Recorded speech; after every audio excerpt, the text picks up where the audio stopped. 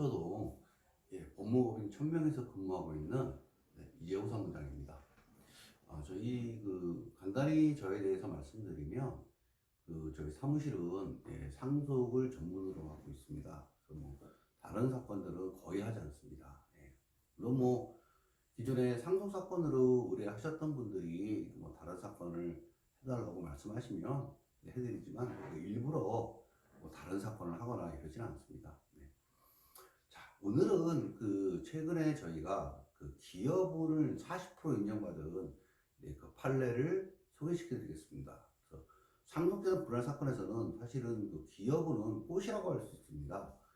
이제 특별수익의 인정 여부와 기여분은 상속 사건에서 많이 다뤄지고 있는 건데 기여분이 굉장히 좀 추상적인 개념이다 보니까 좀 난해한 부분이 있습니다. 자, 한번 이거 지금 왜 이 얘기를 드리냐 하면 이 실제로 있었던 사건을 통해서 어떻게 기여분을 주장을 해야 될 것이고 어떤 경우에 기여분을 인정받을 수 있는지, 그래서 왜 이게 이 정도의 기여분을 인정받을 수 있었는지에 대해서 서치를 해보시면 유사한 사건인 경우에 이게 적용을 할 수 있기 때문에 한번 들어보실 필요가 있을 것 같습니다. 사실관계를 말씀드리면 아버님이 계시고 어머니가 계십니다. 그리고 일녀가 있고 일남이 있습니다. 이 사건은 지금 아직 판결이 나와가지고 저희가 판결문을 수령을 했지만 항소 기간이 남아있기 때문에 항소가 될지 아니면 항소가 안 되고 여기서 확정될지는 조금 더 두고 봐야 되겠습니다. 그래서 며느리가 있고, 일녀니까 아니죠? 여기입니다. 며느리가 있고, 손녀가 있고, 손자가 있습니다. 이 상태에서 이제 아버님이 2021년 사망하셨습니다. 사망하셨는데 상속 재산이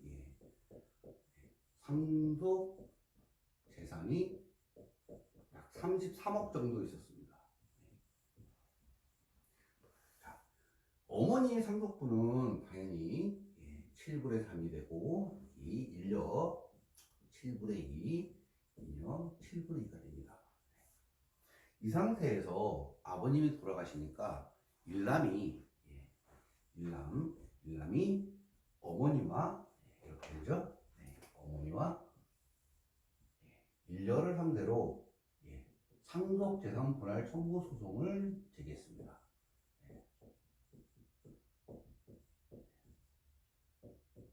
상속재산 분할 소송을 신청해서 시작된 사건입니다.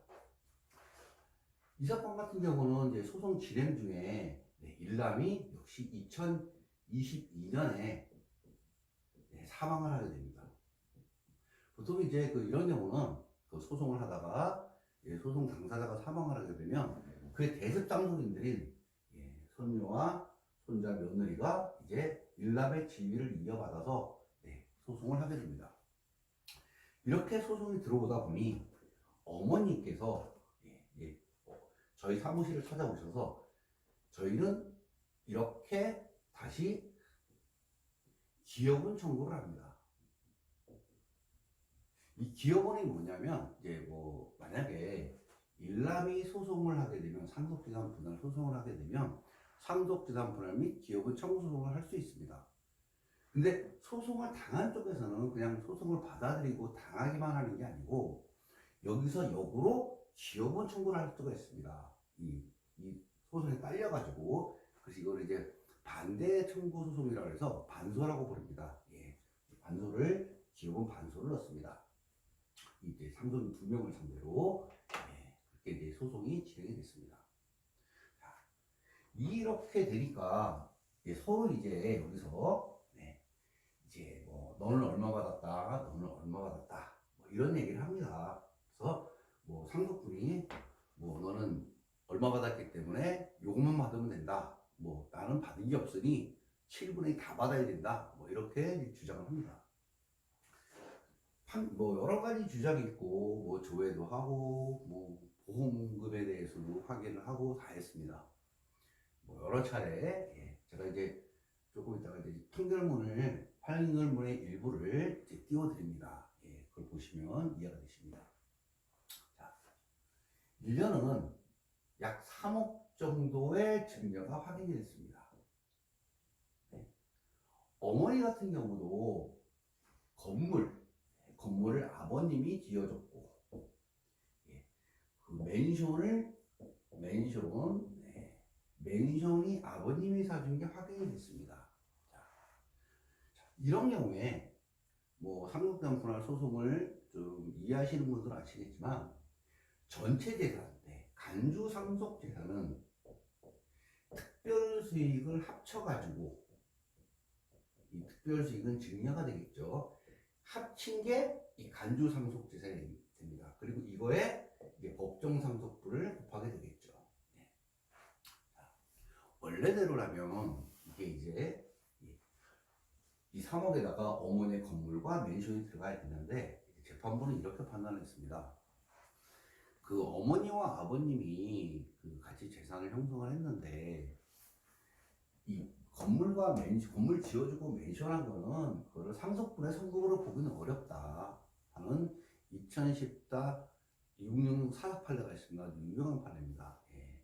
이거 그렇기 때문에 이거 상속분의 선급으로 보는 게 아니고 같이 그동안 고생해서 한 이런 대가, 재산 분할의 성격, 뭐 노후 보장에 대한 뭐 이런 의미 이런 걸로 봐서 이거를 특별수익에서 공제했습니다. 배제했습니다. 그러다 보니 결국 1년간 받은 3억과 이 33억만이 남게 됩니다. 더한 게. 그래서 총 재산은 36억이 됩니다. 36억에 원래는 FM들하면 7분의 3, 여기 7분의 2, 여기 7분의 2 해서 여기는 3억을 받았을 거 마이너스 3억 이렇게 계산이 돼야 맞습니다. 그렇게 되니까 얼추 따져보면 여기가 약 3억 이게 이제 특별식을 반영하니까 계산이 나온 걸 보면 여기가 약 3억 여기가 약 7억 여기가 뭐 이렇게 되면 계산 안 맞네요. 아 그렇죠. 이게 이제 그 36억에 이렇게 아무튼 뭐 36억에 이렇게 원래대로 계산이 돼야 됐습니다. 그런데 이 재판부에서는 이 어머니에 대한 기여분으로 기여분 반소 청구했다고 했습니다. 40%를 인정했습니다. 이 40%는 이 33억에 대한 40%입니다. 그러다 보니 거의 약 10억 정도를 기여분으로 인정을 받았습니다. 그리고 나서 이 33억에서 10억을 뺀 23억만을 상속재산으로 잡고 이거를 곱하기 7분의 3, 7분의 2, 7분의 2 이렇게 계산을 했고 결국 이 결과 어머니 같은 경우는 약 20억 여기가 7억 여기가 약 3억 물론 뭐 우리 아까 33억이라고 하는데 조금 차이가 있습니다. 보통 이렇게 해서 이제 재산이 분할됐습니다. 이 제가 계산해 보니까 어머니가 거의 뭐 70% 가져갔습니다. 이게 여기가 10%, 여기가 20%. 원래는 7분의 3, 7분의 4, 7분의 7분의 2 하면은 어머니가 원래 기여분이 없다면 7분의 3이기 때문에 이게 50%가 안 됩니다. 그렇죠? 50%가 안 됩니다. 그리고 이 이녀 같은 경우, 아니 아들 같은 경우도 7분의 2니까 이게 뭐 16% 되겠죠. 근데 좀 올라갔습니다. 이게 여기. 근데 결국은 이게 왜 이렇게 되느냐면 기여분이 인정됐기 때문에 그렇습니다. 그러면 오늘에 왜 기여분이 인정됐느냐? 이거는 지금 이제 제가 여기 이제 올려드리겠지만 처음으로 제가 시도를 합니다. 이제 조금 오늘 이게 뭐 제가 연습하고 하는 게 아니기 때문에 올라가는 거를 조금 이제 안 맞을 수 있습니다. 이해를 해주시기 바랍니다. 그 보시면 뭐 판사님이 그 왜 기업을 인정했는지가 나옵니다. 그러나 이 판결문만 봐서는 그 이면에 숨어 있는 게 안 보입니다. 예, 그래서 저희도 뭐 수많은 판결문 받아보지만 이면에 숨어 있는 건 안 나오는데 숨어 있는 게 안 나오는데 대부분 이제 그 배우자 같은 경우는 그 부양이 뭐 그 재산 형성, 예. 재산 형성, 같이 고생했고, 예. 간병을 했고, 이런 거를 총체적으로 계산을 해서 기업은 인정해도 형평을 해하지 않는다고 보통 얘기를 합니다. 형평을 해하지 않는다. 네, 이렇게 얘기를 합니다. 그러면 10%를 인정할 수도 있고 20%도 인정할 수 있고 30%도 인정할 수 있습니다. 그거는 기업을 인정할지 여부, 얼마나 인정할지 여부는 모두 판사님의 재량입니다. 자, 그러면 결론적으로 이건 이제 판결문에 보이는 부분입니다. 예. 근데 이 판결문에 보이는 부분의 이면에 숨어 있는 것이 진짜 백입니다. 자, 첫 번째.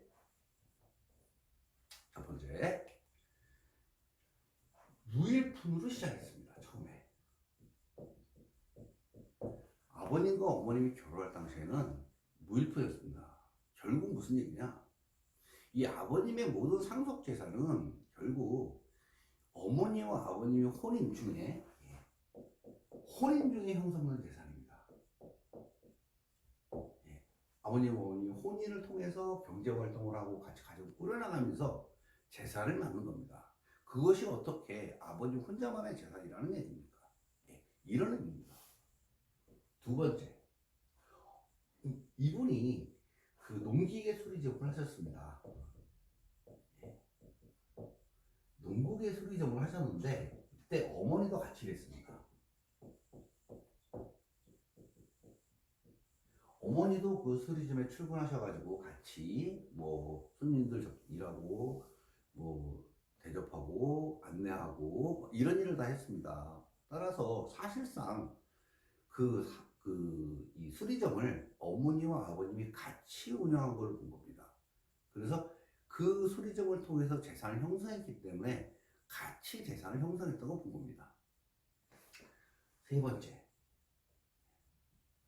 이게 이 사건은 이게 특징입니다. 아들이 아버지를 상대로 성년후계를 신청했습니다. 그런데 아버님의 상태가 성년후계에 이르지 않았기 때문에 스스로 취하를 합니다. 이게 문제입니다. 아들이 멀쩡한 아버지를 성년후계를 신청했다는 얘기입니다.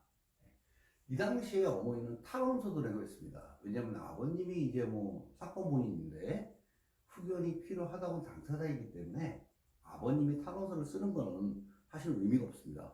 뭐 아버님 법정 나와서 직접 얘기하거나 뭐 이런 건 효력이 있을지 몰라. 어머니가 진짜 나쁜 일, 진짜 문제가 많다. 네, 이런 얘기를 썼습니다. 네 번째, 아버님의 메모가 발견됩니다. 아들이 30살 이전의 얘기입니다. 이게 32이 아니죠. 34입니다.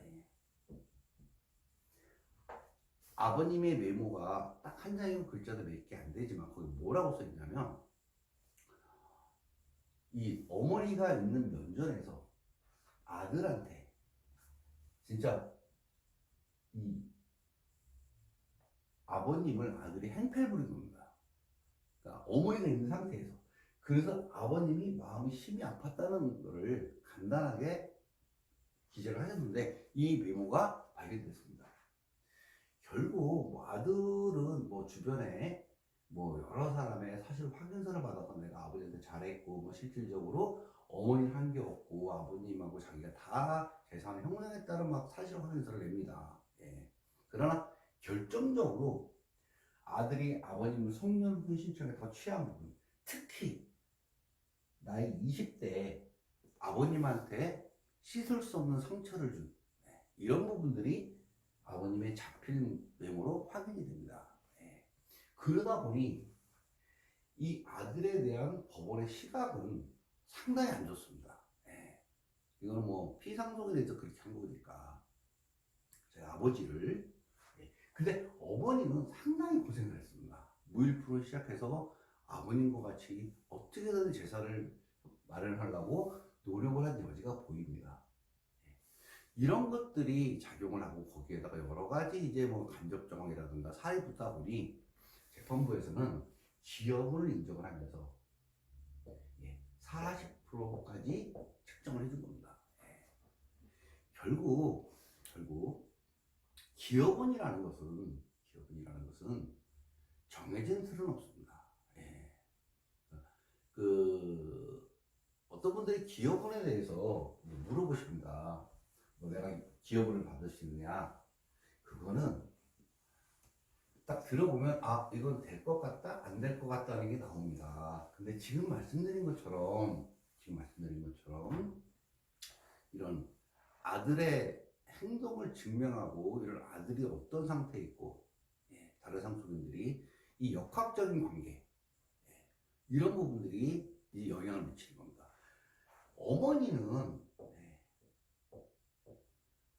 어머니만 딱 떼놓고 봤을 때 40%.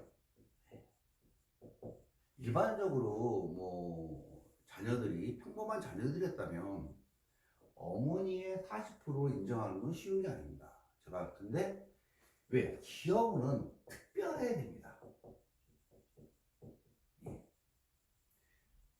근데 제가 예전 이 강의에도 한번 말씀을 드렸습니다.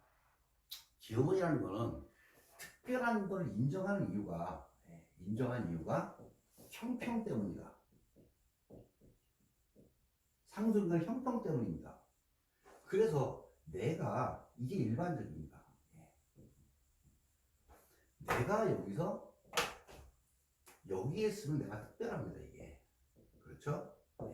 위에 있습니다. 일반적인 자녀와 상속인들, 일반적 배우자가 할 수 있는 그 이상을 뛰어넘어서 특별하면 이게 기여분입니다. 그런데 나는 여기 있습니다. 특별하지 않습니다. 근데 다른 상속인이 여기 있습니다. 그럼 여기에서 이 형평의 문제가 나옵니다. 이게. 그래서 이게 기여분으로 인정이 됩니다. 다시 말해서 내가 특별해서 기여분을 인정받을 수 있지만 나는 평범한데 다른 상속인이 너무나 안 좋은 행동을 했기 때문에 그 일반적인 나와 아주 나쁜 다른 상속인과 형평의 문제가 발생하는 겁니다. 그래서 이 갭을 메꾸기 위해서 결국 기여분이라는 게 개입이 되기 시작합니다. 그래서 이번 같은 경우는 어머니가 참 고생한 것도 많지만 여기에 있다 보니 이 두 개가 중첩이 됩니다. 이 특별함과 이 특별함. 그러다 보니 이 기여분이 40%가 인정이 되는 겁니다. 자, 결국 정리해서 말씀을 드리면 기여분이라는 것은 그 정답은 없습니다. 그 사실 그 판단, 그러니까 그 개별적 사건이 갖고 있는 특징, 사실관계 이거를 세밀하게 판단을 해서 어떤 부분을 어떻게 부각을 시키고 어떤 부분에 증거를 채집을 하고 어떻게 구성을 해서 형평의 문제에 이 격차를 넓힐 수 있느냐, 여기에 사실은 기여분의 승패가 달려있다고 보시면 되겠습니다. 오늘은 그 어머니께서 기여분으로 40%가 인정된 사례를 말씀드렸습니다. 그럼 다음에는 다른 사례, 최근에 이 상속폭이 안 하고 상속재산에 대한 협의 분할을 했습니다. 그런데 상속인 중에 그 상속인에 일부 상속인의 채권자가 사인이 취소 소송이 들어왔습니다. 일반적으로 이런 부분들은 사실은 뭐 대법원 판례에 의하더라도 당연히 사형의 대상이라고 얘기를 합니다. 근데 이번에 그 상속인의 채권자가 스스로 소를 취하는 쪽으로 이렇게 법원에 요청을 하는 대신 그 소송 비용을 각자 부담하는 걸로 이렇게 법원에 화해금 요청을 했고, 그래서 그런 화해금 결정이 이제 지난주에 도착을 했어요. 이번 주에 이제 저희가 받아봤습니다. 그래서 그런 부분을 저 다음 시간에 말씀드리도록 하겠습니다. 자, 오늘은 기업은에 대해서 살펴봤습니다. 결국 한마디로 말씀드리면 기업은 사실관계를 정확히 파악하고 그 개별적 사건에 갖고 있는 특징을 파악한 다음에 거기에 맞는 맥을 찾아서 증거 수집을 하고 그거를 가다듬어서 형평의 문제를 만들어내고 공평, 그리고 그 갭을 막기 위해서 기업은을 인정할 필요성을 재판부로 하여금 느끼게 하는 것이 기업은 소송의 그 요점이다. 이 부분을 끝으로 오늘의 강의를 마치도록 하겠습니다. 고생하셨고 다음 시간에는 다른 주제로 찾아뵙도록 하겠습니다.